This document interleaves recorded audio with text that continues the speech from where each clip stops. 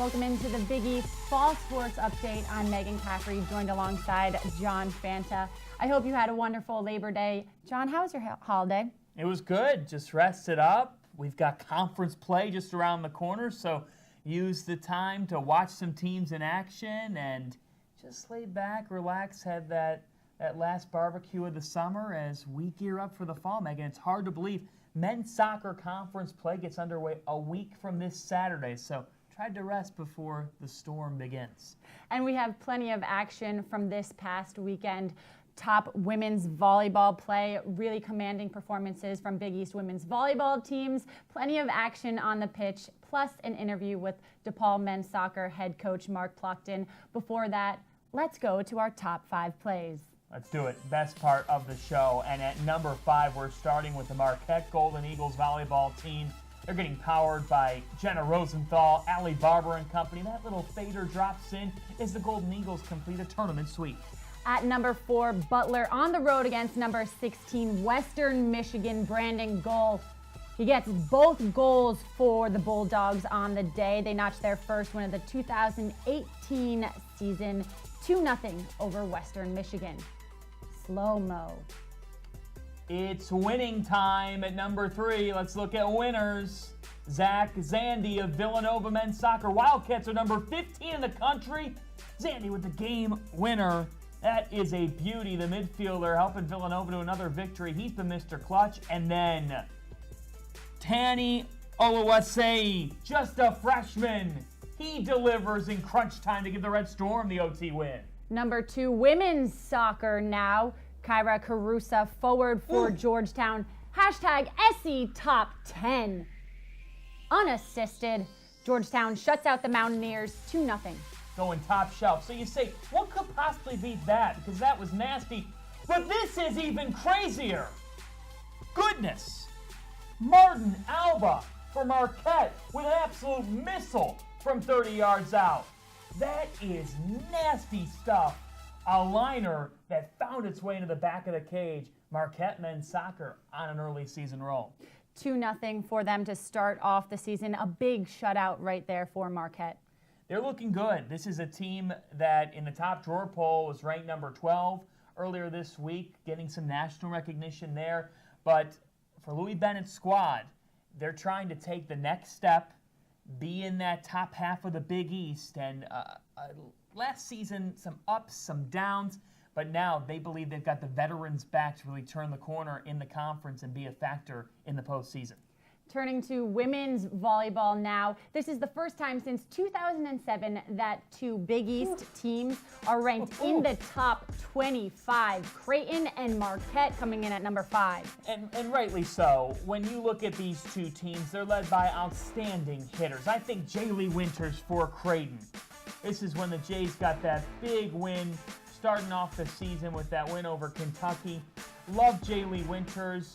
And for Marquette, it's Allie Barber on the outside. Rosenthal's also a leader. Creighton rolling through the SMU Doubletree Classic in straight sets. They won 9 straight sets. That's only the 3rd time in program history that Creighton has won an invitational in straight sets. First time they've done that in 12 years. This team is absolutely loaded. I love Megan Ballinger as well, the hitter. She was exceptional for Creighton this past week. And Coach Bernthal Booth said, well, Ballinger got shut down like twice early in the match. That just made her more angry. This Jays team is poised to go deep, a Final Four contender. That's the type of team they are. And Marquette, Big East volleyball is absolutely a 2-bid league this year. I love these 2 teams. What does it say about these 2 teams that both Creighton and Marquette were able to win both of their games in 3 straight sets? It says that they have the potential to go deep in the NCAA tournament. And these 2 teams, in all likelihood, are on a collision course to meet for another Big East title match that should be epic. This year, Creighton hosts the tournament, which is certainly a difference. But it just says that you don't want to peak too early, but right now these teams are showing they've got the potential to do big things into December on the calendar. I love their makeups. I love the way that they hit the ball. They've got tremendous outside hitters. Marquette, what a huge weekend for them this weekend. Meghan, they've got 2 top 10 teams coming in in USC and BYU, the Owl is going to be rocking. The challenge continues for Marquette this weekend, hoping to continue that momentum against those top-ranked teams. Now let's head to the pitch, looking at Georgetown. Both the men and women's teams had really big weekends this weekend. They did. The women's team has only allowed 2 goals in a total of 6 games, and this goal from Carusa, I could watch it on loop. Because to bring it to herself, she assists herself there. We call it an unassisted goal. She should get the assist too. And in the Marquette men drawing Stanford, great result. And I think it's really interesting with the women. We are always talking about their defense. Ariel Scheckman made 4 saves in their West Virginia shutout on Sunday, but their offense continues to perform. This is a men's team with the win over Radford, the draw against Stanford. It's so early in the season, so RPI can get all messed up in soccer, but the Georgetown men and women are both poised for NCAA tournament berths, and they're getting it done in non-conference play. This is where you make the hay. This is where you build your profile before league play begins, and it almost takes the pressure off you to have to dominate in the league. Of course, you want to have home field advantage in the Big East tournament, but when you get non-conference results, it takes the pressure off of, oh, we have to keep winning these games. No, we've got non-con results, and we challenged ourselves in non-con so that the NCAA Tournament Committee can also be considering that. And Georgetown men's head coach Brian Wise said he took a lot of positives away from their draw. He said he liked the amount of opportunities that they were creating for themselves. So moving forward, it's great for them. He said he felt like they could have won. And that was the only frustrating thing, is that when you're facing a top 10 team in the country, you want to be able to take the W if you have that chance. But Shaw Field's a tough place to play. And if Georgetown can get home field in the postseason, I don't know how anybody can beat them on that pitch. They're so good there. They rise to another level. And another team in the Big East that is rising to another level is DePaul men's soccer. Playing possessed. Yes. They finished up a 2-1 week with a 3-0 shutout against LMU on Sunday. They started off the week with that 1-0 win over then-ranked number 14 Western Michigan. The only loss was to Oakland on Friday. That was 2-1 in the first game of the Chicago Classic. They bounced back on Sunday to come away with a really powerful win. A really good result. It's what you want to see in shutout fashion. And Coach Plotkin actually talked about how DePaul got back to the basics in this Chicago Classic. They got back to defending, and then they're building up through there. So this is a Blue Demon squad with a new culture, a new coach, lots of excitement in Chicago. And Meghan, you caught up with Coach Plotkin to talk all things Blue Demons after a nice week for DePaul. Welcome into the Big East Fall Sports Update. DePaul men's soccer head coach Mark Plotkin. Coach Plotkin, thank you so much for taking time out of your day to speak with me.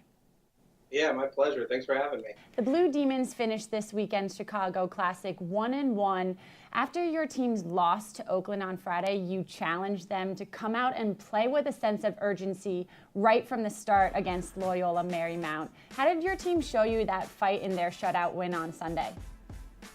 I think just from the first moment of the kickoff, you saw us possessing the ball and having a lot more forward-looking mentality, and just their overall energy and enthusiasm from the first kick. You could definitely see that they're ready to go, and I was just excited to see what was going to happen on that day. Who specifically brought a lot of energy on Sunday's game? I think Max and Sash in the back, Sasha Labovic, are their center back. Those two guys have a lot of energy and enthusiasm and are our two most vocal guys out there, and so just when they're kind of communicating a lot and encouraging the guys in front of them and extremely vocal, it certainly helps kind of organize the guys in front of them. And you could see kind of how our midfielders and our forwards are responding to their communication. Sunday's shutout was your second of the season. How have you had so much success defensively early on? Because we've been focusing on that since we took over in January. That's been the main focus. And then all throughout preseason, every single training session is focused on our defensive shape, our being disciplined in 1v1 situations, and just making sure that everybody is constantly on high alert to make sure that if one thing breaks down, that we have kind of a safety valve, to help cover for each other. Because we know these are college kids; they're not perfect; they're going to make mistakes, and we just want to make sure that we have guys in the right spots for when those mistakes do happen. Why are you such a defensive-minded coach? It's how I've always been. I'd rather us, get a shutout and win 1-0, then get into a shootout where it's a 5-4 type of game. But it stems back to just all the coaches that I've worked with in the past. And, Coach Lenahan from Northwestern to playing for Coach Blazer here, and then working with Coach Ronning up at Colgate for the last 4 years. We had a lot of success because we just focused on defending. And if you defend well, you're always going to have an opportunity to win yourself a game. In your first shutout of the season against Western Michigan, how did that give you confidence moving forward in the season, getting a win against a ranked team so early on? Yeah, it was a great result for our guys, and I was just really happy for them because they saw all their hard work and dedication and commitment to, what our style of play and what we're trying to do. I think they saw it finally work, and they just got more and more excited about it, and to see that it wasn't a perfect performance by far. And just to see that, with that kind of performance, that we can just keep getting better and better from there. Junior defender Max De Bruyne was named to this week's Big East Defensive Player of the Week. What type of an anchor is he to that back line? He's been great. His attitude, his competitiveness, just how much he urges the guys on, and he has a great ability to make some big plays for us. Obviously, playing against Western Michigan, you're going to have to defend a lot of crosses and a lot of dead balls and a lot of long throws. And they have some really big bodies. And you can look at us. We're not necessarily the biggest team in the world, but we do have Max. And his ability to win every header in the air and get after crosses just helps our guys out. To make sure that he's stepping up to win those head balls, and it's not necessarily on our guys, the guys around him. Coach Plotkin, a little bit about you. You come from Colgate, where you were associate head coach there. You won last year's Patriot League championship, and you also led the team to their first Sweet 16 berth in the NCAA men's soccer tournament. What championship mentality do you bring to DePaul?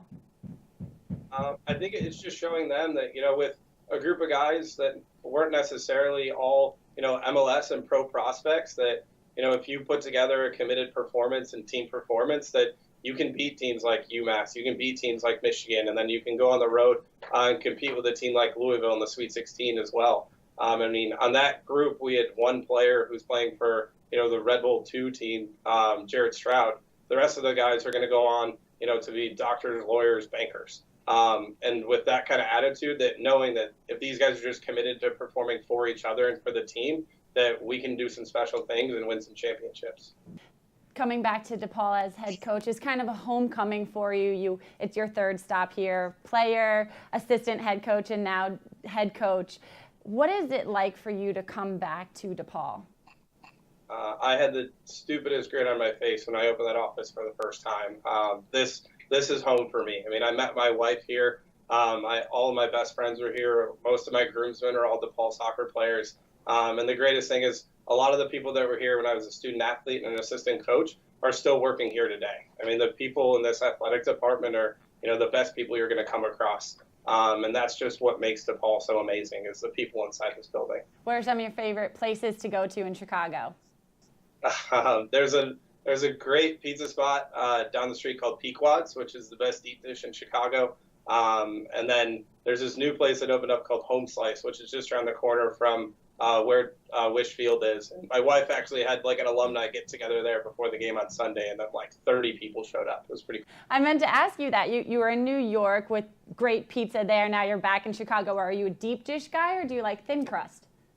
I'm definitely a deep dish guy. I got more accustomed, and I kind of bought into the whole floppy, giant greasy slice thing. But if I had to choose for one meal, I'd definitely choose deep dish. Coach Plotkin, thank you so much for your time. I really appreciate it. Thank you very much. Have a good one. You too. John, how about you? Deep dish or thin? For me, I go back and forth. I guess since I'm in New York now, I've come to appreciate both. That's really a cop-out answer. But I'll tell you what, there's nothing like a deep dish slice. So I'm going with deep dish. I'm originally from Ohio, so I tend to go with the Midwest side here. So I'm going to say that Lou Malnati's, a slice from there, or Giordano's, either or, really good. There's also a shop right across from Wintrust Arena. Huh? And I've hit that up a couple times now. And a deep dish slice is literally its own meal in It is. just that one slice. You don't have to worry about going back for seconds or thirds. And some people would say it's not pizza, so then that opens up a whole new debate. But I go with deep dish. I just do. Let's take a look at some of our field hockey teams with how they're doing so far in this season. Ranked all over the place, Yukon at number 1, Liberty coming in at number 16, and Old Dominion ranked 21st after this weekend. How about Agueda Maroney, the Liberty star? She's Big East Offensive Player of the Week for the last 2 weeks. She repeats this week. And Old Dominion with a couple honorees. Elisa Westera putting in 2 goals for Old Dominion this past weekend. So Westera as well as Maroney for Liberty. I'll tell you what, UConn, the top team in the nation, but this is a conference that is deep as well. It's going to be interesting because Liberty hosts the tournament this year. If we get a Liberty-UConn final, that could be an interesting matchup to watch. Liberty showed their depth as well this past weekend. Maroney wasn't the only one to get a hat trick. Jill Bolton also scored her first hat trick of her career. So 2 hat tricks for Liberty, both in the same game, really just showing how powerful they are as a team. That's right. Hey, Liberty had a nice weekend as a whole. Field hockey, football, they're now in FBS and they got their first win. So good for the Flames. And also good for the Wildcats this past weekend. The Villanova men's team is off to a hot start this season. They're sitting at 3-1 with that first loss coming on a 2-0 loss against Clemson on Monday night. That was just their first loss of the season, John. Well, and according to people around the Villanova program, this is only the second time that the Wildcats have been ranked in the United Soccer poll, and the last time would be over a decade ago. So it's been that long for Villanova. And how about this team? Zach Zandy's been coming up clutch, and the Wildcats are finding late results offensively. Tom Carlin's done an incredible job with this group. They were picked to finish 8th in the Big East. What an awesome early season story to see them number 15 in the country. Tom Carlin also using the Clemson loss as a learning experience for his team, saying that they really like to play these challenging opponents and they learn a lot about who they are as a team moving forward as well. And with Big East play 1 week from Saturday, you want to get your team ready for that. That's why playing Clemson is a great way to prep for what is ahead in conference play. The Wildcats just showing that BE football is going to be wide open.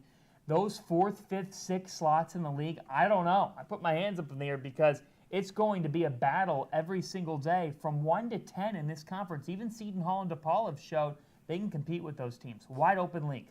And Villanova is going to have a doubleheader on Friday. First, their women get into some action, and then the men will follow up with a game against Penn State. This will be a lot of fun at Talent Energy Stadium. It's among our matchups to watch with Penn State and Villanova in prime time. That'll be a lot of fun. You can catch that on the Fox Sports app as well, as Villanova will have both those games on the Fox Sports app, just like you would do so for any Big East Digital Network broadcast. And then the big one Thursday night, I got my eyes on a top 15 showdown between Nebraska and Creighton.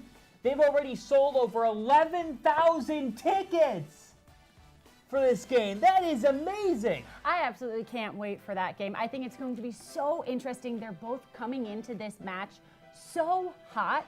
So it's going to be, I think it's going to be a back and forth. I'd really love to see 5 sets. You could go out to Omaha and then drive to the Al. You could do it if you wanted to, because Marquette's hosting USC, BYU, also Syracuse in a big invitational.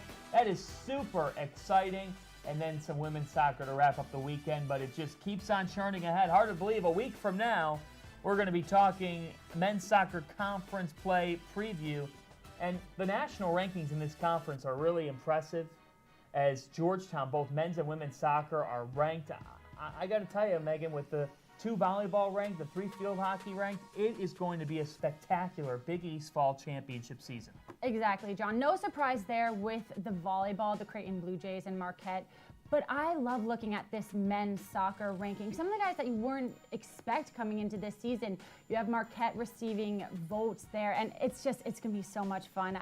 Like we said a little bit earlier, all of these really challenging non-con schedules for the Big East teams are making them even better. So as we get into conference play, it's going to be even more exciting because all of these teams are going to be coming off of really, really challenging schedules. This is going to be fun. Big East men's soccer play starts a week from Saturday. I can't say it enough. This league is going to be a lot of fun to watch this year. Volleyball, you got one of the great rivalries now in the league in Marquette and Creighton. Women's soccer, Georgetown and Butler, they're so stout defensively. And field hockey, 3 teams in the top 25. Folks, it's getting fun. It's going to be interesting, like you said, with field hockey, to watch how that plays out with UConn and Liberty. It's just going to be so exciting. They're so dominant, and then they just continue on this season. So we'll see what happens there. Let's do it. Thank you so much for tuning in to another Big East Fall Sports Update. We'll see you next week.